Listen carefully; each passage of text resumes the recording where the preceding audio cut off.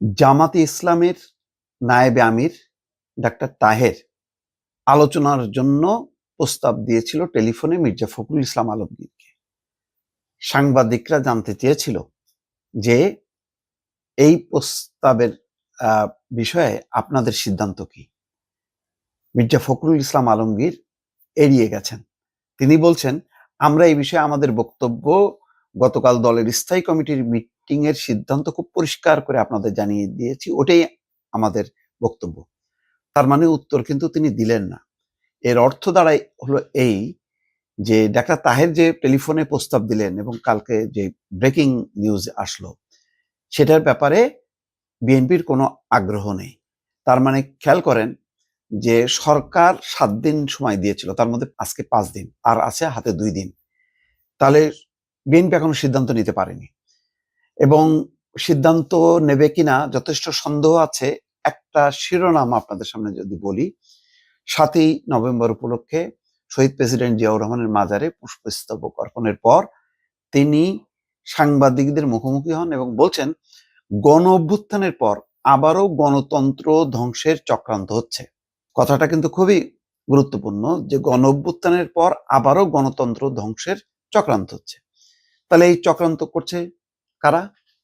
পরিষ্কার, এখন তো আর আওয়ামী লীগ নাই, আছে জামাত, যারা আন্দোলন করছে কিসের জন্য?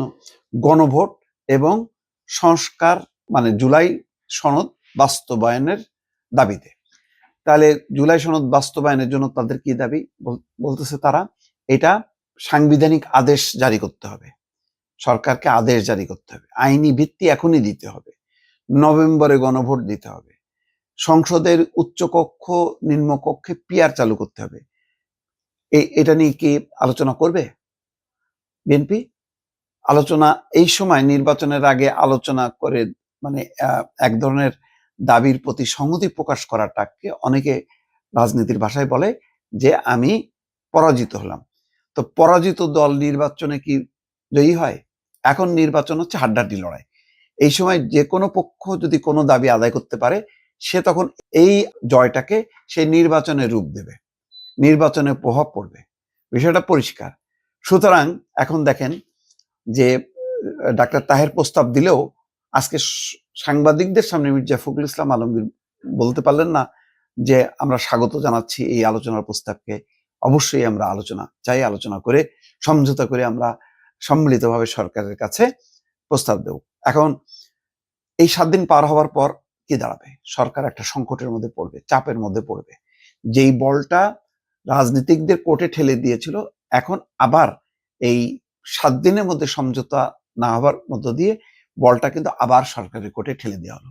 কালকে শফিকুল আলম কিন্তু ইঙ্গিত দিয়েছেন, যদি 7 দিনের মধ্যে সিদ্ধান্ত না নিতে পারে তাহলে সরকার তার মতন করে সিদ্ধান্ত দেবে। এখন তখন দিলেও কেউ আপত্তি করতে পারবে না, কারণ আপনারা সিদ্ধান্ত নিতে পারেননি, আমরা এটাই ভালো মনে করছি।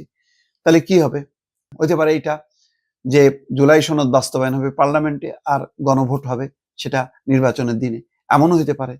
অথবা আগে কি হবে, আজকে নির্বাচন কমিশন দেখেন তারা বলছে যে আমরা ফেব্রুয়ারির নির্বাচনের জন্য সম্পূর্ণ প্রস্তুত। একবারও কিন্তু বলেনি যে নির্বাচনের আগে সরকার যদি চায় গণভোট হবে, আমরা গণভোটের জন্য প্রস্তুত, এই কথা কিন্তু বলছে না। খেয়াল করেন, মানে বক্তব্যগুলো যদি একসাথে মেলানো হয় তাহলে জামাত যে এখন আন্দোলন করছে সেই আন্দোলনের পক্ষে সেটা যে বাস্তবায়িত হবে তার আলামত কোথায়? আলামত নেই। এনসিপি কি খুব তৎপর? এনসিপি দেখেন শাপলাকুলি পাওয়ার পর থেকে আর নাই, তাদের মুখ বন্ধ। এখন তারা ওই 10,000 টাকা করে নির্বাচনী ফর্ম বিক্রি করার প্রস্তুতি, বলছে যে সংস্কার যারা করবে তাদের সাথে ঐক্য হবে, তাহলে জামাতের সাথেও হইতে পারে, বিএনপির সাথেও হইতে পারে, কিন্তু ওই গণভোট হইতেই হবে নির্বাচনের আগে, বা সংস্কার প্রস্তাবের আইনি ভিত্তি এখনই দিতে হবে। তারা আবার বলছে যে রাষ্ট্রপতি মানে যদি সাংবিধানিক আদেশ জারি করে সেটা হচ্ছে বিষ খাওয়ার সামিল হবে, তার মানে রাষ্ট্রপতি দিতে পারবে না, কিন্তু সরকার প্রধান কি দিতে পারে? পারে না। আমাদের সংবিধান অনুযায়ী যে কোনো অধ্যাদেশ জারি, আদেশ, নির্দেশ, সংবিধান সংক্রান্ত, আইন সংক্রান্ত, সেগুলি ফাইনালি করে যার নামে ঘোষণা হয় বা স্বাক্ষর হয় সে হচ্ছে রাষ্ট্রপতি। তাহলে এক অর্থে কিন্তু এনসিপিও চায় না যে রাষ্ট্রপতি এই আদেশ ঘোষণা করুক। তাহলে সরকার কেমনে করবে? সরকার তো করতে পারে না। এই জন্যই বিষয়টা সরকার রাজনৈতিক দলকে দিয়েছিল। কিন্তু এখন অবস্থা এমন, জামাত যথেষ্ট বেকায়দায় আছে। জামাত জানে যে এই আন্দোলন আসলে তুঙ্গে উঠানো যাবে না। এখন যা অবস্থা, সারা দেশে বিএনপির প্রার্থীরা তারা নিজেদের মধ্যেই যে প্রতিযোগিতা শুরু করছে এবং নির্বাচনকে ঘিরে যে ধরনের তৎপরতা শুরু করছে, এই তৎপরতার মুখে সময় যত প্রতিদিন যাবে আর ততই নির্বাচনের মুখী হতে থাকবে গোটা দেশ বা রাজনৈতিক দল, প্রার্থী, মানুষ।